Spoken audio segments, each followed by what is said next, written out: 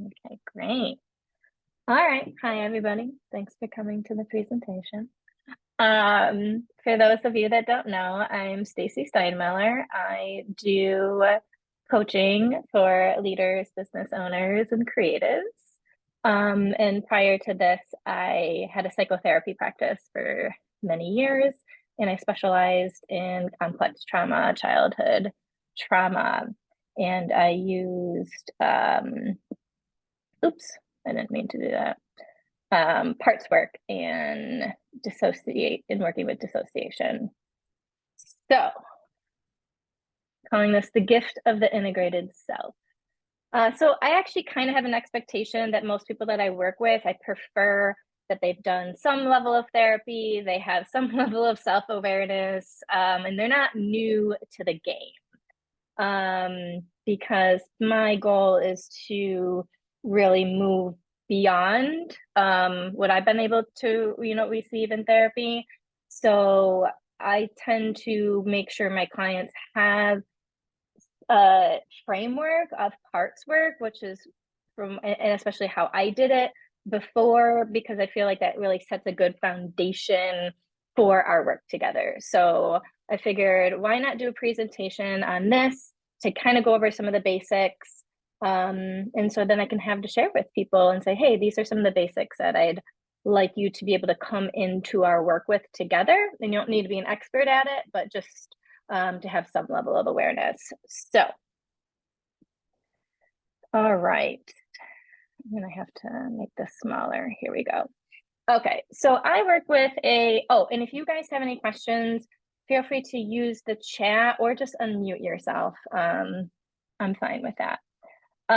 So the model that I was trained in is structural dissociation. So I want to preface with saying this is how I think about things, and I don't mean to be teaching the model right now. This is just where I'm at.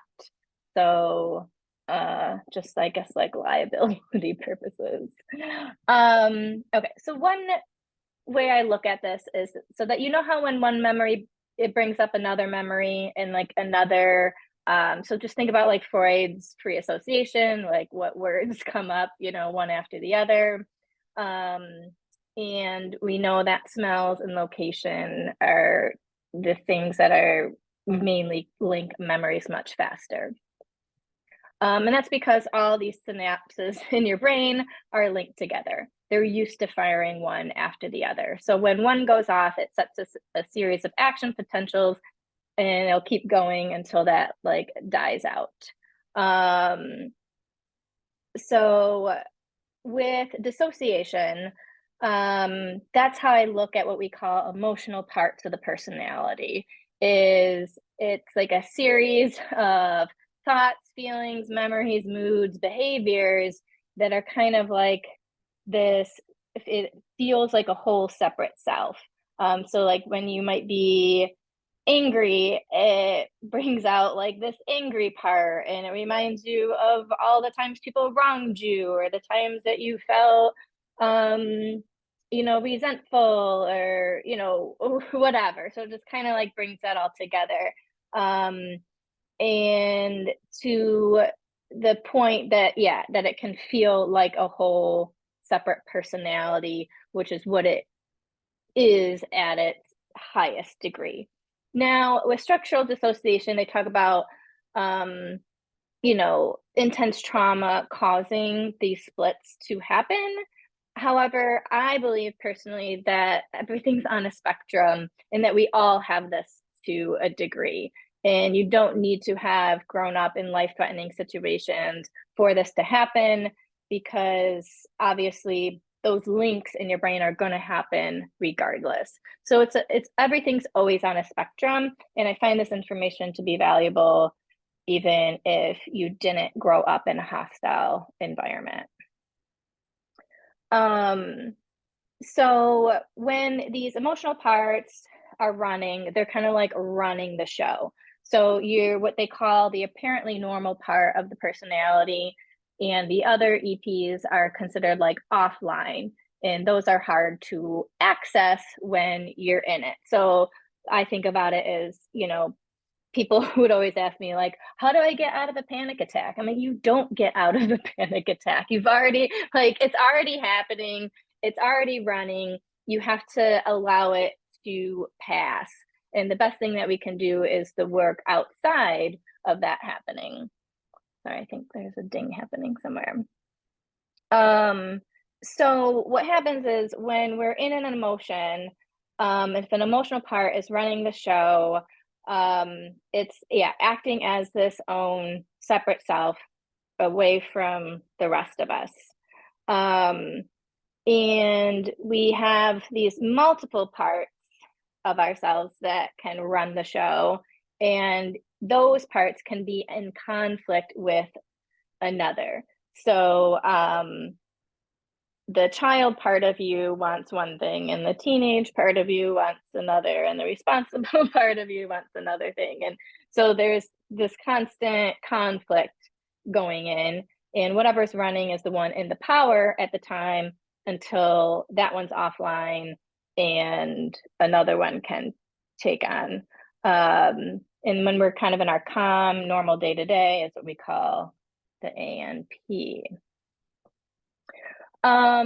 So like I said before, most people try to change behavior when an emotional part is running, which is extremely hard to do.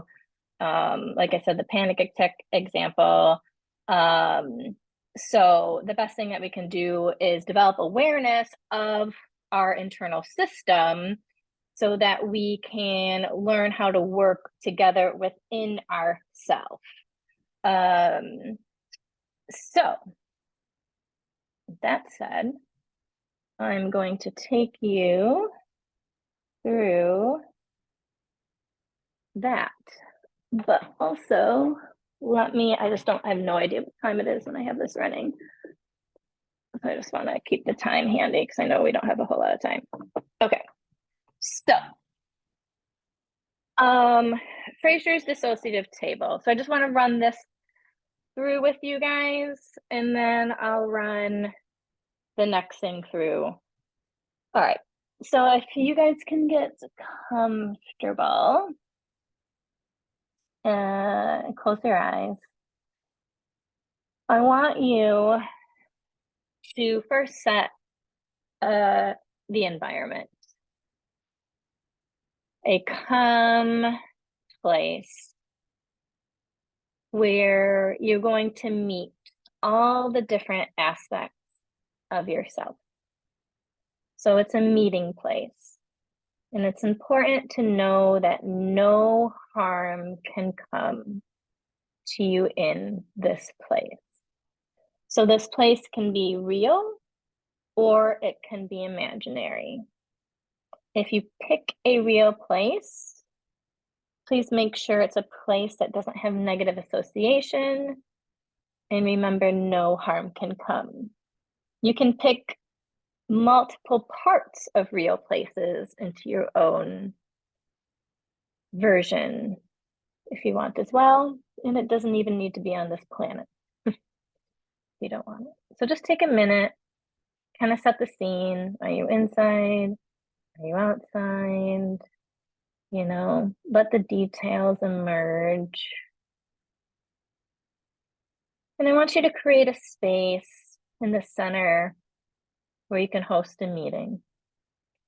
So if you want a table, you can have a table. You don't need to have a table. You can have chairs, you can have logs, you have bean bags, you can have whatever you want to have this meeting.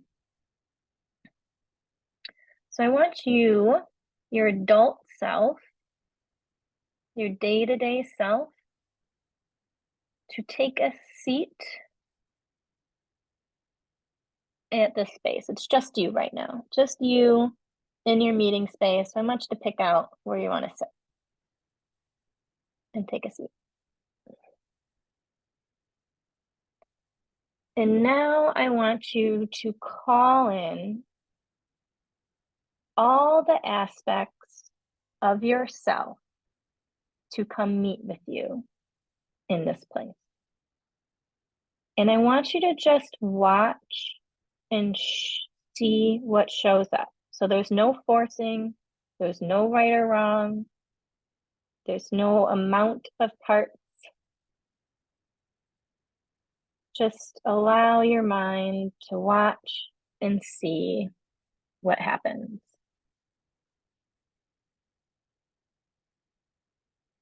And just notice. You can invite them to come sit down,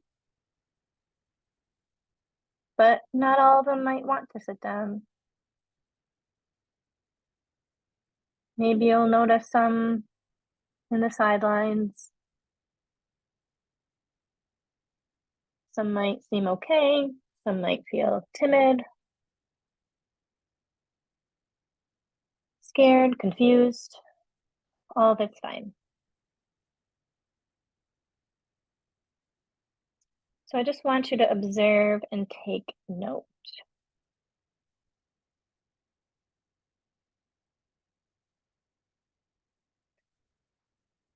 Then from here,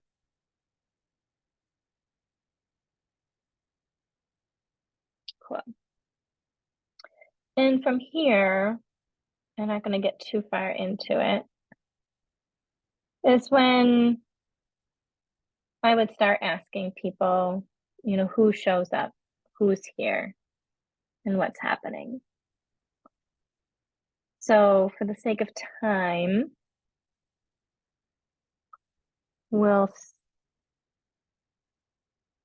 not go there. But I just want you to guys take a mental note of kind of who it is, how you're feeling, maybe how they're feeling, and just kind of take it in. And before you exit the scene, I want you to thank the parts that showed up for showing up. And then when you're ready to come back.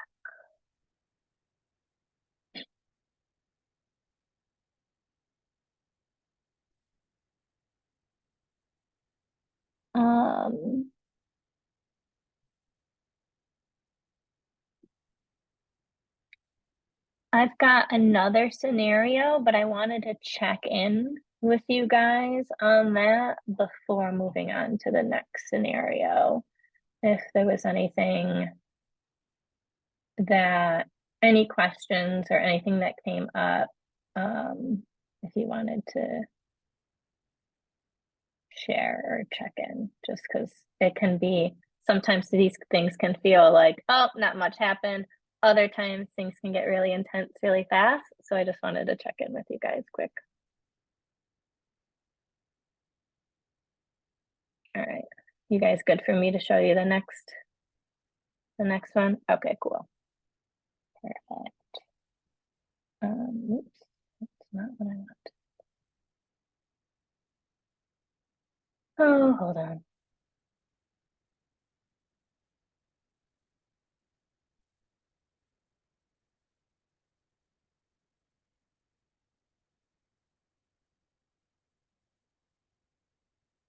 Okay.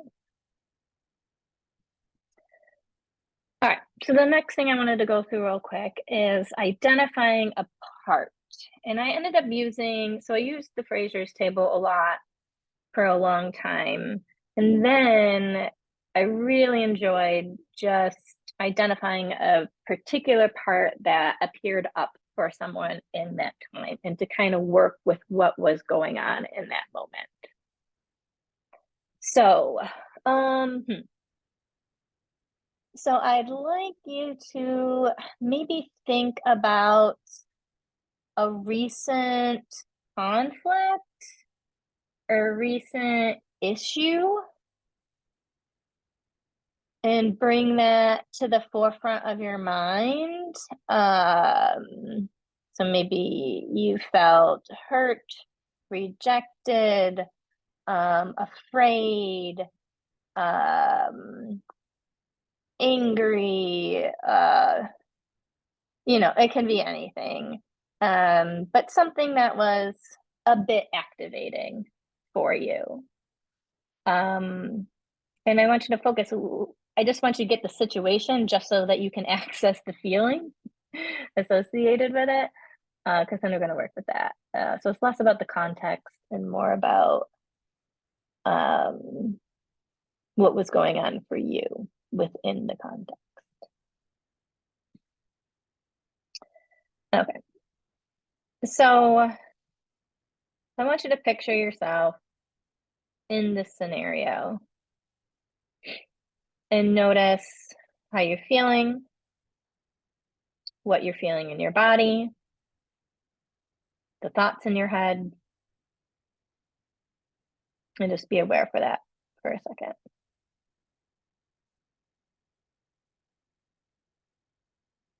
Okay. So now I want you to imagine that if you could take that whole set of feelings, thoughts, emotions that are in you, and if you could somehow magically take all of that and pull it outside of yourself, and you saw all of that in front of you, what do you see? And this could be anything. It could be human-like, it could be not human-like. I want you to notice the color, shape, sizes, texture, whatever it is. It could be a version of you. It doesn't have to be. Like I said, it literally can be anything. So just like whatever comes to your mind, notice what you see.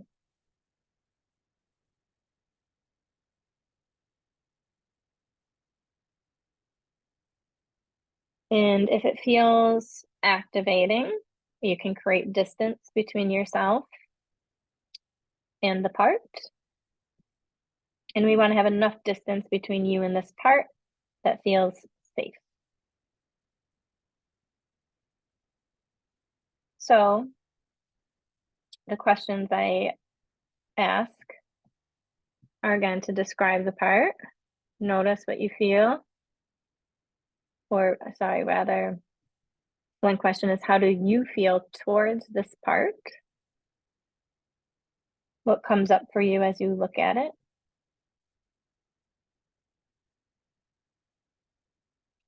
The next question is, how do you think this part feels towards you? Does it know who you are?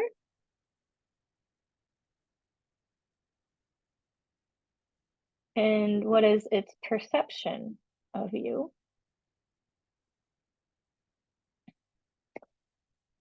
Another question is, how long has this part been around for?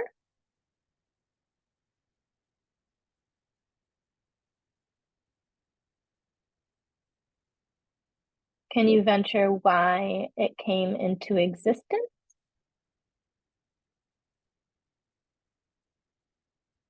And